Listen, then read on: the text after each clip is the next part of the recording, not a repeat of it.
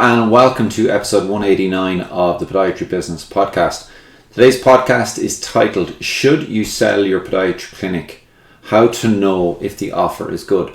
So recently I saw a podiatrist asking the question, basically, I've been offered money for my clinic. This is what I've been offered. Is this a good offer? I don't really know if it's a good offer. And how do you even know how to value your clinic?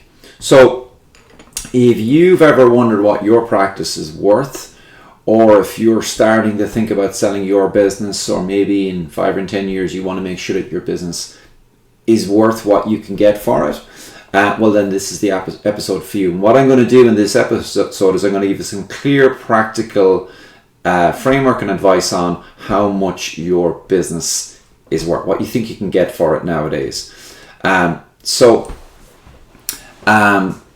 I have very recently been dealing an awful lot with valuations of podiatry clinics and physio clinics.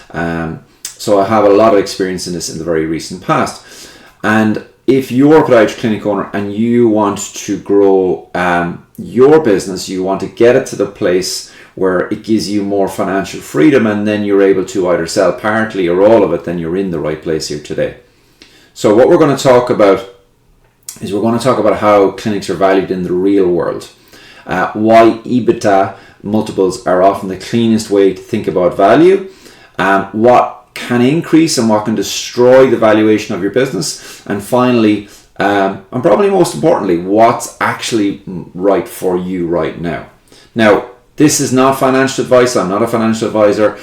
This is education. And if you are at the point where you're about to start selling your business or you've been made an offer, then you do need to make sure you're getting proper professional advice from the right type of people, either a good qualified accountant or a broker and so on. Or if you have a business coach like myself, it can be great. I have a client at the moment who's right in the middle of looking at a clinic, about purchasing the clinic, and my experience is helping them to figure out what should they pay and what are we going to do with that business. Okay, so when it comes to value in a clinic, what happens, and I see it a lot of discussions, is very much a rule of thumb valuations that are out there, and there's big problems with these. So I hear a lot like, oh, your clinic will sell for X times your revenue, or you'll get this, plus you get whatever your equipment is worth, and maybe you might get a little bit more than that. Or really it's just about, remember I was in college and what I was told is you get £1 for every patient on your database. Utter rubbish, all of these. This is not how you do this, and these shortcuts can be dangerously misleading for you as the owner, thinking what your business is worth, and you may undersell your business and underdevelop your business in the wrong direction. Because, for example, you might have 2 clinics doing, say, £1 million in revenue, and one of them might be worth double what the other is. So, for example, if one is doing £1 million and it's making 100,000 in profit, there's actually £100,000 left over after you've paid everyone, including the wages. Well, that's going to be worth more than one that's making 50,000. So you're going to pay more for the one that's making more money than the one that's making less money, even though the revenue or the cash that they're bringing in is the exact same. Why? Because you're not really buying revenue, you're buying profit, you're buying predictability, and you're buying transferability. Basically what that means is that if that person steps out from that business, that business will run regardless and move on from that. So I'm in the process of a project at the moment where we're probably going to be looking at buying multiple clinics. Now I might get back to this later on, but the last thing I want to do is buy a job. I don't need another job. If I want to run 20 clinics, I don't actually want to go into physically to 20 clinics. So you want to be able to transfer that business to someone else. So there is a simple framework that is standard practice, and that is to basically find out what the EBITDA is and have a multiple of it. EBITDA is EBITDA, and you can Google this, you'll find loads on it, and a multiple of that. So your value will be whatever your EBITDA multiplied by whatever multiple is appropriate or negotiated, depending on multiple factors, which we'll get to. So what is EBITDA? So EBITDA, each letter stands for something. So it's basically earnings before interest, tax, depreciation, and a complicated thing called amortization. But in plain English, it is what is the cash generating ability of the business. And the key here is not just EBITDA, but it's normalized EBITDA. So most valuations use normalized EBITDA, which means add backs. So it's your profit plus your add backs, meaning adjustments are made for things like the owner's salary above or below market. So if your business is making, you feel it's making, I'm going to use round figures, £200,000 profit, and you're paying yourself £20,000 out of that, well then the EBITDA is not going to be 180,000. Okay, it's going to be whatever it costs to get you to get someone to come in and do your job. So if that means it costs 50,000, that normalized EBITDA will go back to 150. Likewise, it could be the other way around. If you're paying yourself 85,000 and it only costs 40,000 to replace you, it changes it. One-off expenses like a website rebuild, equipment you might have bought, legal fees, unusual repairs, maybe any personalized expenses that you're running through the business, from your car to your gym membership to whatever. All of these things get put back in. And often this is where many offers can start to feel wrong, because the buyer is not really adjusting for these numbers. And the seller can feel that this is not fair. These numbers does not reflect what I feel my business is. So that's how EBITDA is, or normalized EBITDA. Now the multiple, what is the multiple that you should get? The multiple really is what the market is willing to pay for that profit. So ultimately your business is only going to be worth what someone's willing to pay it. So if you have a business and you're making 100,000 a year, but nobody wants to buy it because it's a single chair clinic, and really nobody's going to pay you 100,000 or 200,000 for a job when they can just say, well, I'll open next door for 20 grand. Well, that's a proof that the market will only pay what it's willing to pay. And that's what your business is worth. However, when you have a bigger business that where normalized EBITDA is coming into place, the multiple is important. So if you have a small clinic, a very small clinic that's very much owner dependent, then the multiple is going to be very low. It could well be below 1. So 1 times whatever the EBITDA is. And remember, EBITDA is profit plus add backs. If you have a business at the other end of the scale that really doesn't require the owner to be there a whole lot, maybe they're not doing any clinical work or minimal clinical work, you could get 4 or 5. In exceptional cases, you might, in podiatry nowadays in the UK and Ireland, you might get 6 times. In dentistry, 4 or 5 years ago, people were getting 8, 9, 10 times multiple of EBITDA. That is not happening in podiatry. Indeed, getting 4 times is unusual, and it tends to be hovering around the 1 to 2, maybe 2.5 times multiple, depending on the business. I'll get into that. The higher multiple will mean that the buyer believes that this is a business that the profit is stable, that it can grow the business further with certain things, that the risk is relatively low with buying this business, and that the business can run without the owner. That is massively important. So what drives the multiple? So the multiple can go up and it can go down. So if we start with the positive factors, what can actually give you a higher number? Well, if the clinic doesn't rely on one person, including the owner, that makes it massively more attractive, because what you don't want to do is you don't want to be buying a job.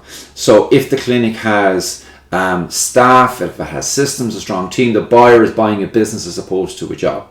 Second thing is a predictable new patient flow. If you can show the buyer that you have a predictable flow of new patients that's not just based on word of mouth, that I can show you a marketing system that gives me makes the phone ring, so consistent Google Ads performance, strong organic search presence, repeatable referral system, and that you're tracking all of this, that marketing is not random, then you can have a better multiple, because it's a stronger business.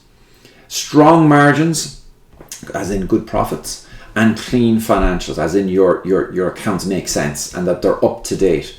And that's actually not that usual. Quite normal for me to see clinics and they don't know their accounts and their accounts are a mess. So having a clear profit and loss massively important, consistently profit, and minimal messy add backs. You don't want to have to be trying to explain what this is and that is. It should be pretty clean. It should be a nice clean book, fewer arguments, and that will give you higher confidence for the buyer, and therefore a higher price will be paid. You ideally want to have a diversification of services and revenue streams. So if you have a clinic that's dependent on one type of treatment, or maybe one referrer, or maybe you're just depending very heavily on one insurer, then that's not good. So ideally what you'd like to have is multiple service streams and a diversified base of where you're getting these people from. The business would need to be systemized. If it's systemized and you have SOPs, documented processes for everything you do in the business, then what that does is it reduces the perceived risk and it increases the transferability, because the business is basically run on systems, it's not run on people. So that means that the buyer knows, well, as long as I'm able to get people in the door to run the systems, everything should be fine. And then if you can, you'd like to be able to demonstrate a growth runway. So if the buyer can see an obvious upside, so if, for example, there's rooms that aren't being utilized fully, or if they can see that there's space to move in next door, or if they can implement marketing or implement pricing, then these can all improve the multiple that you can get if you can show growth runway. Now, you have to be able to show it in a believable way. It can't just be, yeah, I know the business is there. That's not going to work for you. Now, what pushes down the multiple? What can do the opposite? Well, it's the opposite of everything we just talked about. So, uncomfortably, and people don't like to hear this, is if the business is dependent on you as the owner of the business. So if you leave, or you have a heart attack tomorrow, or get knocked down by a bus, whatever, the revenue collapse, the buyer will either go a much lower multiple because the risk is much higher, or it's going to be a very structured deal with maybe earn-outs, or they might just walk away. They might just go, look, yeah, it's bringing in good money, I can see it's making you profit, but it's not really going to work without you. And that's probably the most common thing that we'd see, is that somebody has built up a business that is a really well-paid job, and there's nothing wrong with that, that's okay too, but it's much harder then to sell that on. If you have weak or untracked marketing, or you don't do marketing, or you're not able to show clearly what marketing you're doing and what the effects are. So you want to be able to show where your leads are coming from, what's your cost per lead, what's your cost per acquisition of a new patient, what your lifetime value of your new patient is, and so on and so forth. You want to have pretty stable team, so you don't want to have a high turnover of staff, and you want to be able to demonstrate that you can recruit relatively easily. I understand it's difficult in podiatry now, but that you can demonstrate recruitment fairly easily. You don't want to have concentration of risk. So, for example, you don't want to have just all the money coming from one person, or just one referrer, or maybe you've got a corporate contract that's giving you a significant part of your income, and if that disappears, that's a problem. You want to make sure that you don't have risk when it comes to your lease. So if you have a short lease remaining, or the landlord is unwilling to turn it over to the new buyer, or you have anything like that, then that's going to be a risk, and it's going to reduce the multiple that you're going to get. And then lastly, messy financials. If your accounts are unclear, if the buyer cannot see exactly what's going on in your business, then that means risk. And they're less likely then to say, yes, I want to go ahead with that, and you're going to get a lower multiple as a result. Okay, so you know now what an EBITDA is, what the multiples are in the market, and how you can improve and make these things worse. So how do you know if the offer is fair? Okay, so if you're getting an offer at the moment, what you want to really be looking at is, what EBITDA figure are they using? So are they using a normalized? Okay. What add backs did they include or exclude? So it could be you've paid yourself 100,000 a year as the owner, but it would only cost 40,000 to have someone else come in and do your job. If they don't add back in that 60,000, well, then that's going to reduce your valuation. What multiples are they applying? Are they applying a small multiple, a large multiple, and why are they deciding to do that? You have to have that conversation. Is the deal going to be all cash? Is it going to be all cash now? Is there an earnout? Do I have to stay? Is there a handover expectation? Maybe I've got to stay for 6 months. Maybe I get half the money now, or maybe I get half the money in 2 years, and so on. And what happens if the revenue dips after you hand over the business? What happens if the business goes bust, and so forth? You might find that a higher offer with a heavy earnout, which might mean that you're going to get more money but you might have to wait longer, can be riskier for you than a lower offer but you're getting the cash in your hand right now. So you've got to work out what works for you and for your personal circumstances. Now, this is the part that I think most people tend to miss, and that is what's right for you. Okay, even if the valuation is fair, the question you have to ask yourself is, what does your life look like afterwards? So some clinic owners sell because they're burnt out, which is fine, that's cool. Others sell because they've built something valuable and they want to de-risk. So I've done that. I'm in the process now of selling my business into this new entity.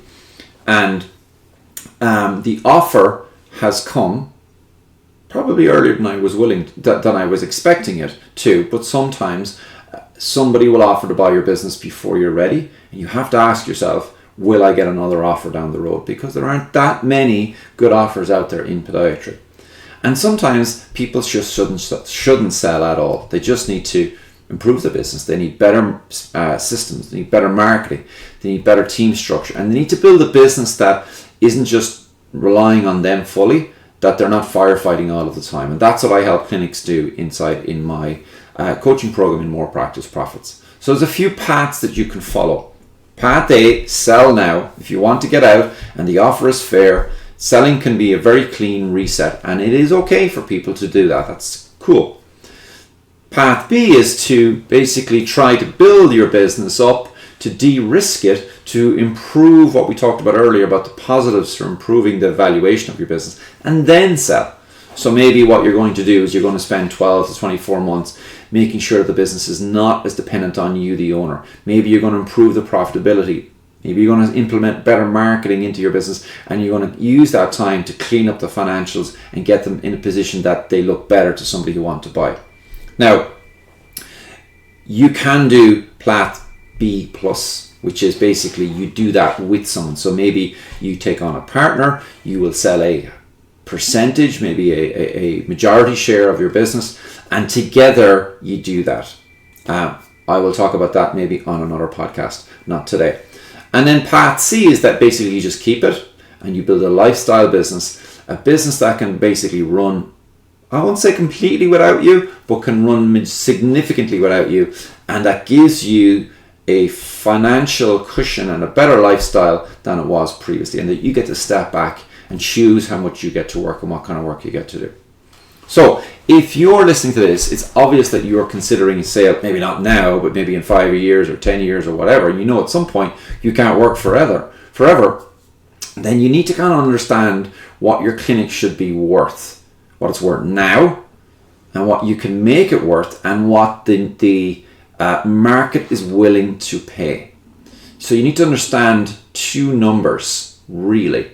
What's your normalized EBITDA, and how dependent is the clinic on you? And it comes from that. So normalized EBITDA times what the market is willing to pay as a multiple, and that multiple will be bigger the more profitable, the higher the EBITDA is, and the less it depends on you as a clinic owner. If it depends on you a lot and it's a small business, then the multiple will be much smaller than on a bigger business.